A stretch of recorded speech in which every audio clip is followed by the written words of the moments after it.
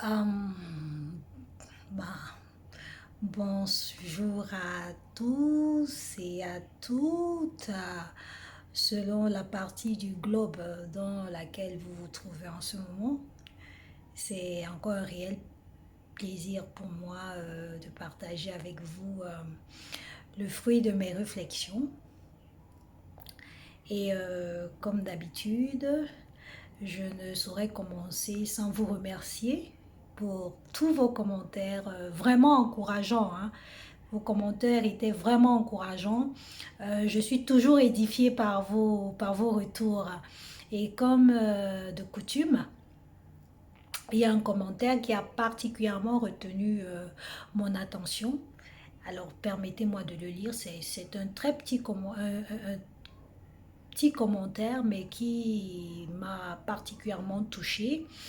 C'est le commentaire de Tatiane Isabelle.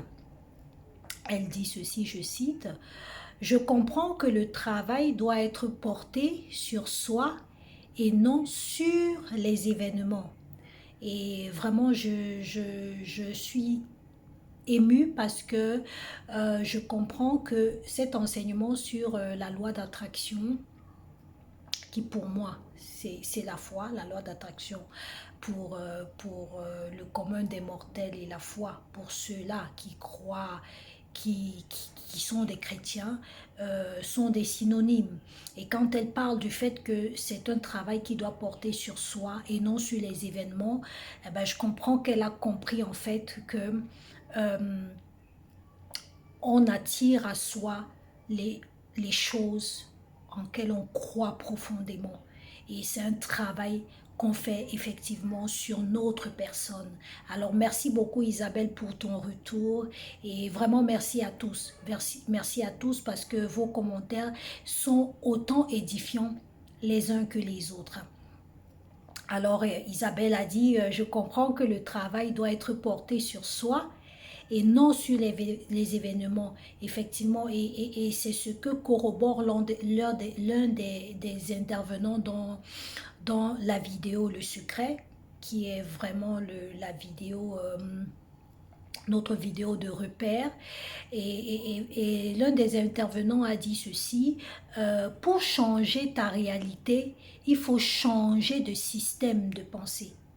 Pour changer ta réalité, il faut changer de système de pensée. Et nous comprenons effectivement que le système de pensée est lié à nous. Elle est lié à nous, c'est un travail qui se fait sur soi, le système de pensée. Effectivement, c'est comment est-ce que nous pensons, à quoi est-ce que je pense. Et j'ai aussi été profondément édifiée par ce qu'a dit le pasteur Wilfried Zahu, j'espère que je prononce bien, qui est de la RDC, Congo démocratique. Il a dit dans l'une de ses prédications que la pensée est le langage de l'esprit. La pensée, c'est le langage de notre esprit. Hein. Donc nos pensées et nos sentiments, en fait, c'est ça qui conditionne notre véritable être, parce que notre véritable être, c'est notre esprit. D'accord? Donc la pensée est le langage de l'esprit. Ce sur quoi sont concentrées nos pensées et nos émotions, c'est ce que nous attirons au quotidien. Ça, nous ne cesserons de le dire. Et je crois que c'est pour cela que Dieu nous recommande dans la Bible, pour ceux qui sont chrétiennes comme moi, nous recommande dans la Bible, dans 1 Thessaloniciens 16 au verset 17, d'être toujours joyeux. Il faut être toujours joyeux. Et nous pouvons aussi voir cela dans Proverbe 17 au verset 22, où il est dit qu'un cœur joyeux est un bon remède. Le cœur joyeux est un bon remède, mais un esprit abattu dessèche les os. Cela rentre en étroite ligne avec ce que le pasteur Wilfried a dit, que en fait, la pensée est le langage de notre esprit. Donc nous devons faire très très très très attention. Mieux tu te sens, plus tu contribues à attirer les choses qui agissent sur ton bien-être. Alors moi, la question que je vais te poser aujourd'hui, c'est quel est le langage? Quel langage parle ton esprit? Est-ce que c'est un langage de joie un langage de tristesse, un langage d'amertume. C'est des choses auxquelles nous devons faire plus attention parce que ça conditionne notre être, ça conditionne notre existence, ça conditionne ce que nous attirons à nous. C'est très, très, très, très, très, très, très important. Vraiment très important. Alors, nous sommes toujours dans notre réflexion concernant la foi, concernant la loi d'attraction. Alors, souvenons-nous de ce que nous avons dit la dernière fois dans la dernière vidéo. Souvenons-nous de ce que Hitler a dit dans son livre « Mon combat ». Je vais paraphraser. Répète 10 fois un mensonge, il demeure un mensonge. Mais répète 1000 fois ce mensonge, il devient une vérité. Donc plus tu répètes quelque chose, plus tu as tendance à l'attirer à toi, plus ça devient corps, ça devient le langage en fait que parle ton esprit. Donc nous devons faire attention à ce que nous ruminons. Nous ruminons, à ce que nous répétons. Donc c'est ce qu'Hitler a dit. Imaginez-vous, lui parle d'un mensonge. Il dit, répète 10 fois un mensonge, il demeure un mensonge. Mais répète ce même mensonge 1000 fois, il devient une vérité. Alors qu'en est-il des faits de la répétition de ce qui est réel, de la répétition de ce qui est considéré comme la vérité? Si un mensonge peut être transformé en une vérité, après être répété 1000 fois, qu'en est-il donc d'une vérité vraie, si je peux dire ainsi? Et j'ai beaucoup apprécié ce que Bob Proctor, l'un des intervenants dans cette vidéo, Le Secret, a dit. Il a dit ceci: écoutez de façon répétitive les mêmes choses changent le système de pensée. Donc si j'écoute de façon répétitive quelque chose pendant plusieurs fois, j'ai de fortes chances que cela affecte mon système de pensée. C'est très clair. Et lui ne parle que de la répétition. Ok? Donc le fait de dire quelque chose plusieurs fois, ça aura tendance à apporter des modifications dans mon système de pensée. Et ça, nous le voyons au quotidien parce que nous sommes généralement programmés dès notre enfance par notre société, à travers l'école, à travers la famille, à travers les relations. En fait, nous sommes le résultat de la société, de ce que la société a fait de nous parce que, en fait, la société nous a amenés à penser d'une certaine façon. Parce que quand tu vas à l'école, on t'enseigne un certain nombre de choses et c'est des choses que tu vas faire. Moi, par exemple, avant le secondaire, je pense avoir fait 7 ans au primaire, probablement le même nombre d'années au secondaire, un peu moins en l'enseignement supérieur, mais imaginez-vous pendant 7 ans, on vous inculque les mêmes notions. On vous inculque la même façon de penser. Il est fort probable que cela va conditionner le système de pensée. C'est tout à fait normal. Et effectivement, ce que Bob Proctor dit est prouvable. On peut le prouver parce que si nous écoutons de façon répétitive les mêmes choses, cela va effectivement conditionner notre façon de penser, conditionner notre façon d'agir, conditionner notre façon d'être. Alors, si tu es dans une famille où on ne te prône que l'échec, il est évident que ta vie ne sera qu'un échec. En fait, nous sommes le résultat des systèmes de pensée qui ont été établis en nous à travers l'école, la famille, les relations. Moi, ça m'a, depuis que j'ai écouté cette vidéo-là et que j'ai pris le temps de méditer dessus, franchement, j'ai compris que beaucoup d'hommes souffrent sur la terre simplement parce qu'ils ont un système de pensée qui ne fonctionne pas normalement, qui ne fonctionne pas comme il devrait fonctionner. Alors, Napoléon, il a passé sa vie entière à étudier le succès et il a dit ceci, je cite, « Ceux qui prennent leurs décisions rapidement et définitivement savent ce qu'ils veulent et l'obtiennent. » En fait, c'est ceux qui ont arrimé leur système de pensée, justement, et qui ont compris que, en fait, la pensée, conditionne l'existence.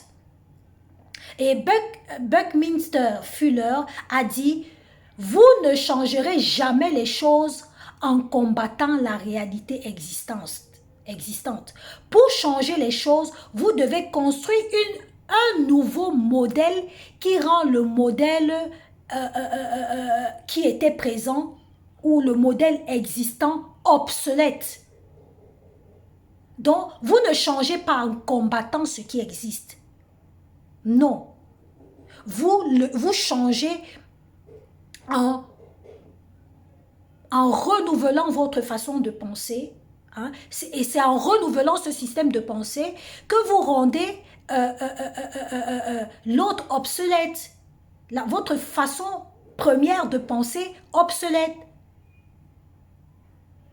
Et comme vous le savez, moi j'aime toujours me rapprocher de mon code de vie qui est la Bible. Et lorsqu'on lit dans Romains 12 au verset 2, l'apôtre Paul dit quelque chose de très pertinent. Ne vous conformez pas au siècle présent, mais soyez transformés par le renouvellement de l'intelligence. Ne vous conformez pas au modèle existant. Ne vous conformez pas à votre réalité existante, mais soyez transformés par le renouvellement de votre intelligence. Et le renouvellement de l'intelligence, nous l'avons cerné dans les propos de Bob Proctor, qui dit qu'il faut écouter de façon répétitive. Il faut écouter. Et il ne suffit pas d'écouter, mais il faut répéter, comme Hitler l'a dit. Répéter 1000 fois quelque chose, il devient une réalité. Il devient notre vérité. Répéter quelque chose plusieurs fois, il devient notre réalité. Cette chose devient notre vérité. Donc, vous comprenez aisément que ici, la prière est un moyen, est un outil qui permet à notre intelligence d'être renouvelée. Parce que quand nous prions, nous répétons quelque chose plusieurs fois. Moi, par exemple, c'est ma Bible. Hein. Je prends un verset, et je sais que Dieu va le faire parce que pour moi, je crois que Dieu est capable de faire tout. Il est le Dieu de l'impossibilité. Alors, quand je prie et que ce verset-là, je le répète plusieurs fois dans ma prière, j'habitue mon esprit à parler ce langage tout le temps, encore et encore et encore. Il est fort probable, comme Hitler, que à un moment, comme il a dit, ça devient une vérité. Donc, en fait, la prière, c'est pas quelque chose de banal. C'est pas quelque chose de banal parce que quand nous regardons à ce que nous avons dit là depuis que nous avons commencé cet échange, nous comprenons que la prière est un élément qui nous permet d'utiliser l'autosuggestion pour certains ou la répétition pour d'autres afin de justement créer cet environnement-là qui fait en sorte que nous allons attirer ces choses-là qui, à un moment, vont devenir notre réalité. Ce que la pensée a créé dans notre vie peut être défait par un changement de mentalité. C'est ce que, en fait, c'est ce que ces penseurs, ces savants, ces scientifiques veulent nous démontrer. Que ce que la pensée a créé dans ma vie, ce que la société a créé comme modèle, système de pensée, peut être défait par une autre façon de penser. Et pour ça, la répétition, à travers la prière, parce que moi, c'est un exercice que je fais régulièrement en tant que chrétienne, la répétition à travers la prière est un outil important dans le changement de mentalité. Donc la prière n'est pas banale. La prière est un outil important qui intervient dans le changement de mentalité.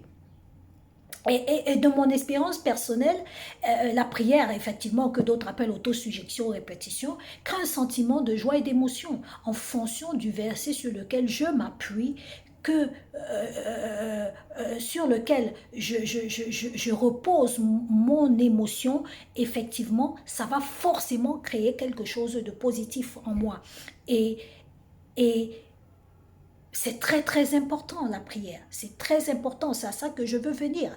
Parce que vous prendrez ça peut-être comme de l'autosuggestion ou bien simplement de la répétition parce que c'est un exercice. Comme Bob Potter l'a dit, il faut répéter plusieurs fois quelque chose pour que ça soit intégré dans notre système de pensée et comme Hitler, que ça devienne une réalité pour nous. Alors, moi, comme je le dis toujours et je ne cesserai de le dire, je tiens à préciser que mon objectif ici n'est pas d'imposer mes convictions. Hein. Non, je ne veux pas imposer mes convictions, mais je challenge notre esprit critique parce que c'est des scientifiques, tous ces hommes sont des scientifiques. Et quand nous nous rapprochons de la parole de Dieu, nous voyons bien, comme l'apôtre Paul l'a dit, nous ne nous conformons pas à la réalité existante. Mais soyons transformés par le renouvellement de notre intelligence. Et pour renouveler notre intelligence, Bob Proctor et Hitler nous le disent clairement, ça se fait par l'autosuggestion ou la répétition. Parce que quand je répète plusieurs fois quelque chose, il y a une probabilité forte que ça devienne une réalité. Et quand ça devient une réalité, ça devient le langage que mon esprit parle. Et quand mon esprit parle ce langage, automatiquement, j'intègre cela et ça change mon quotidien. J'ai cette faculté-là d'attirer à moi ce que je pense et c'est sûr que je vais attirer tout ce que je veux. Tout ce que je veux. Alors, merci d'avoir suivi. Eh bien, si vous avez aimé, likez, commentez, apportez votre appréciation. Ça va m'aider. Abonnez-vous, surtout partagez. Partagez afin que nous puissions échanger et que plus tard, pourquoi pas, qu'on puisse comprendre que la Bible est un livre comme tous les autres et que si nous la lisons sans préjugés, nous apprendrons beaucoup de choses et nous comprendrons que ces scientifiques, ces personnes qui ont écrit ce livre ne sont pas différents des scientifiques que nous avons aujourd'hui parce qu'il y a vraiment... Il y a vraiment beaucoup de similitudes dans ce que nous lisons à travers les livres des scientifiques contemporains et ce que nous retrouvons dans la Bible. Alors, vraiment merci d'avoir écouté et on se dit à très bientôt pour un nouvel échange. Bye bye!